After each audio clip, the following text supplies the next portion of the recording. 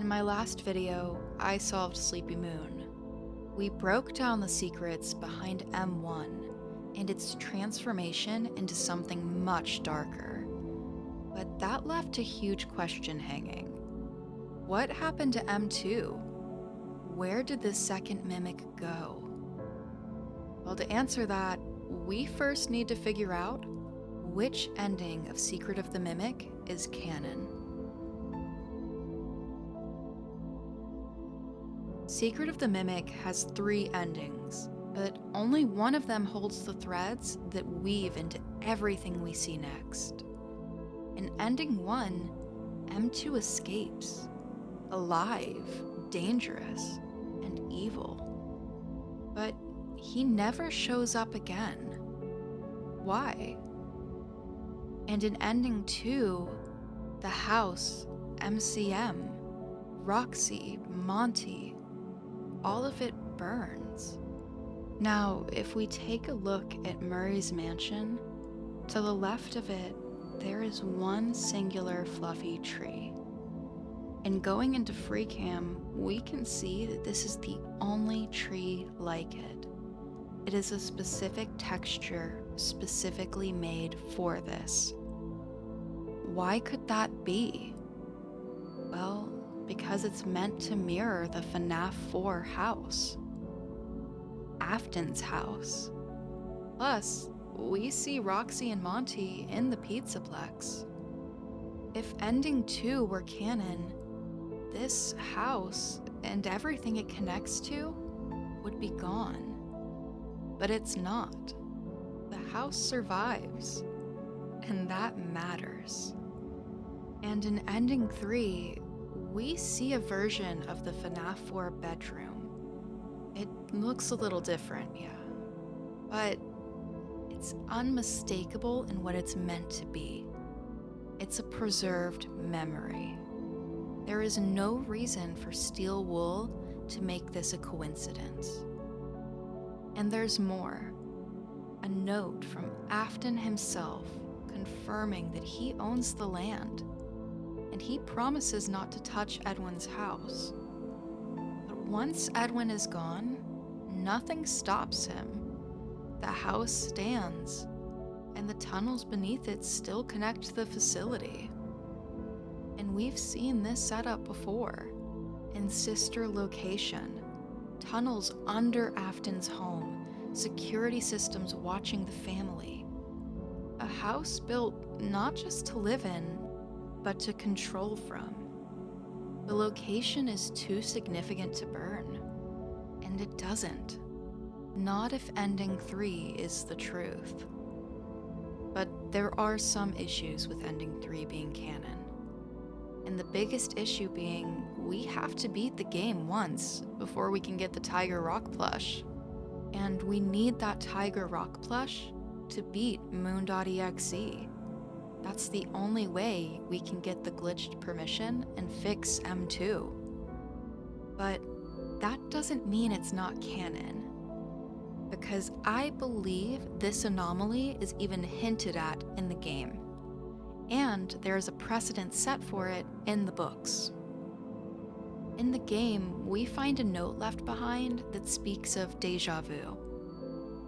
I had a strange sensation yesterday. It was like deja vu, like certain events had happened 5 or 6 times before. But then the sensation was gone, and I got back to work. Sometimes I wonder if something is wrong with me, but I don't have time for those questions.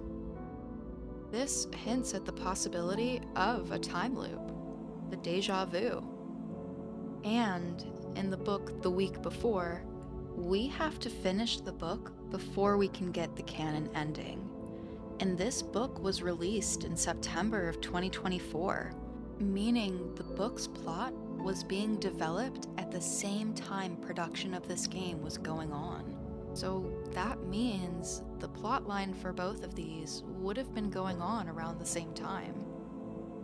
And I don't mean to say that just because something is developed at the same time, it means that they're exactly the same. I do think, though, that it's important to look at the material in the context of everything that surrounds it, so we can get ourselves into the heads of the creators. And I believe this gives us a clear message.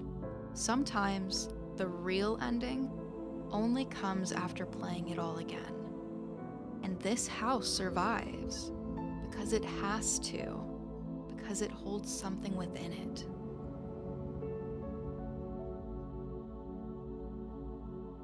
There was a boy, bullied by his older brother. And one day, on the child's birthday, his brother takes it too far and puts him into the jaws of Fredbear. And the world fell still. Now, the boy survives, initially, and the doctors are trying to save him as he's fighting for his life in a coma. And his father? He doesn't weep. He doesn't rage. He retreats into himself, into his work. Not to mourn, but to monitor. Because while the boy's body is still, his mind is moving. And William Afton watches it, learns from it. He's not trying to revive his son. He's trying to capture him, not as a soul, not as a ghost, but as a pattern. When Afton took over MCM and Murray's house, he found the deactivated M2, and he found the patterns of what it is capable of. He knows about Fiona, F10, M1, and the tragedies that fell on Murray's costume manor. But instead of mourning for his friend, he feels excited. But he doesn't have a good test subject. Until now.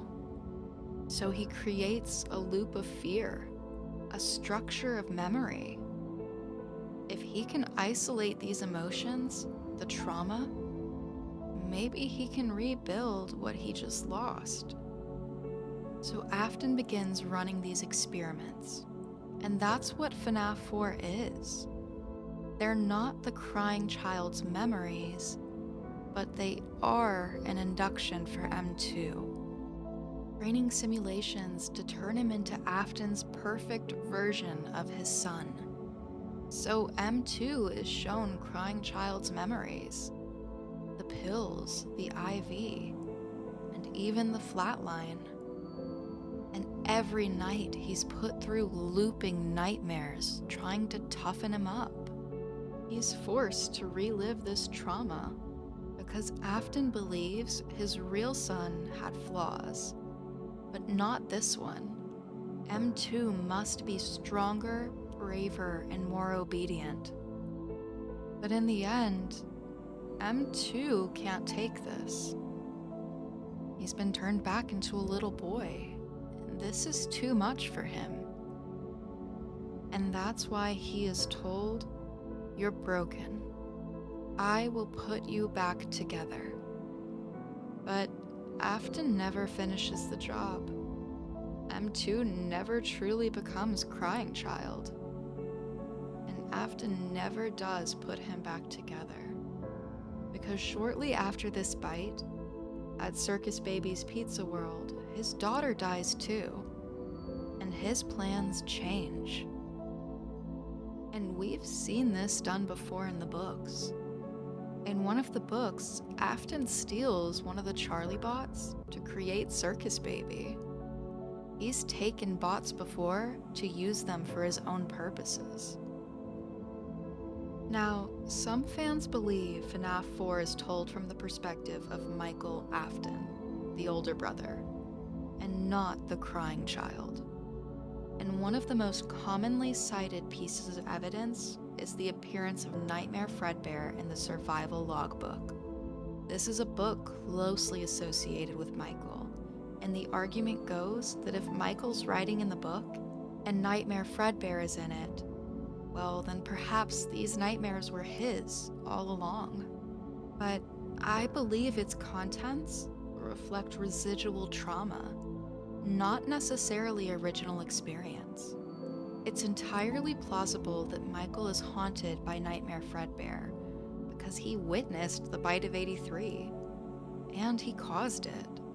That doesn't mean the nightmare originally belonged to him.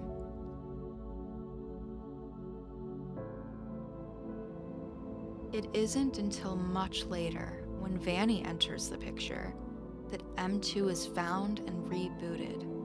He's buried beneath the house, in the tunnels, waiting. And under Glitchtrap's spell, she finds him, she activates him, and M2 begins to remember. He remembers the party, the last thing he saw, and he remembers the Afton family, and he tries to recreate it. He makes the table, he draws the party, he's clinging to these fragments. But Glitchtrap and Vanny have a plan, and they shape him, and eventually, he becomes Gregory. But this Gregory identity isn't original. This is why in the bad ending of Security Breach, where Gregory ends out in the cold in his cardboard box, we see that missing kid's newspaper. There is more missing than just Gregory. Vanny was searching for the perfect target, and she found him in Gregory. And all of those other children, they were expendable. And we've seen precedent for this in the To Be Beautiful story. In that story, Eleanor steals Sarah's identity and becomes her using illusion discs. And I believe Gregory is using the same technology to keep up his facade. But the real Gregory's parents notice something is off, which is why he gets sent to therapy, and why we get the therapy tapes.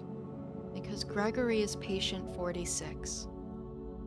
As one therapist says, some therapists think they should only focus on information they get from their clients, but some therapists, like me, think it's helpful to find out about clients from other sources. Wanna guess what I found out when I looked into the tragedy of your past? All that stuff about your parents? You aren't even gonna look at me? Fine. You can look at the floor all you want. But it won't change the fact that none of what you said in your file about your parents was true. The truth is, you had great parents, a great childhood. Why did you lie? this is because she thinks he's the real Gregory. But we learned throughout the tapes, he is anything but that. He prefers the dark, possibly because it reminds him of the sticky note room. Isn't it a pretty day? No? What's the matter?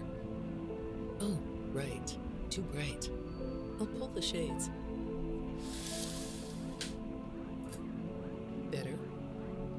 When the shade's pulled, it feels like we're in a cubbyhole or a cave? Yeah? So you're not talking to me again today? He's brilliant with code. I'll admit that some of what's in your file is a little surprising. Overall, you don't come across as a troublemaker. But if you read between the lines, it's clear that you have a little rebellious side, right? And I'm surprised by your knowledge of computers. You're something of a phenom. Do you know what that word means? It means you have unusual skill, like a hacker. I assume you know what a hacker is. Yes? Do you think of yourself as a hacker? He even builds a mini mimic to talk to. Is it the electronics you like? I saw in your file that you have developed software programs that talk to you in repeat phrases, right? The program asks you questions and prompts you for responses. It's kind of like your own self-therapy, isn't it? And each therapist ends up dead. Well, I hate to do this right off the bat, but I've been directed to ask you about this. Apparently, I'm the 4th therapist you've had. And apparently, all 3 of your former therapists have gone missing. One of them said to be mangled by machinery. Well, then I guess I'll go ahead and tell you that the woman's body was pretty messed up. It looked like it was mangled by machinery. That doesn't bother you either? And now that they're getting too close to the truth, he does the only thing he can and runs away. This is why we see him homeless in Security Breach. And we see a silhouette that looks similar to him on the missing kid poster. His actions don't line up with a child stuck in the Pizzaplex, but they do line up with a robot that was once following orders, but now has a game of his own.